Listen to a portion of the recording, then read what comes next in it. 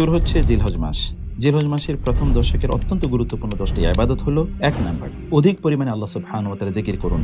দ্বিতীয়ত হচ্ছে বেশি বেশি তাকবীর, তাহলিল এবং তাহমিদ করুন। তৃতীয়ত হচ্ছে এই সময়ে বেশি বেশি নেক আমল করুন, যত ধরনের নেক আমল আছে। চতুর্থত হচ্ছে এই সময়ে আপনি আপনার নিজকে সকল ধরনের গুনাহ থেকে নিয়ন্ত্রণ করুন, বিশেষ করে আপনার চোখ, কান এবং মুখের হেফাজত করুন। পঞ্চম যে বিষয়টি তা হচ্ছে জিলহজ মাসের 9ম তারিখ অর্থাৎ আরাফাতের দিবসে রোজা রাখুন, কারণ এই দিবসে রোজা রাখলে আপনার পূর্বের এবং পরের 1 বছরের সকল গুনাহ আল্লাহ তাআলা মাফ করে দেবেন। ষষ্ঠ হচ্ছে যাদের কোরবানি করার সামর্থ্য রয়েছে তারা কোরবানি করুন। সপ্তম হচ্ছে যারা কোরবানি করার সিদ্ধান্ত নিয়েছেন জিলহজ মাসের 10 তারিখ পর্যন্ত আপনাদের চুল, নখ এবং অবাঞ্ছিত লোম কাটা থেকে বিরত থাকুন। অষ্টম যে বিষয়টা হচ্ছে যে প্রত্যেক ফরজ নামাজের পর তাকবীর পড়ুন, আল্লাহু আকবার তাকবীরটি পড়ুন।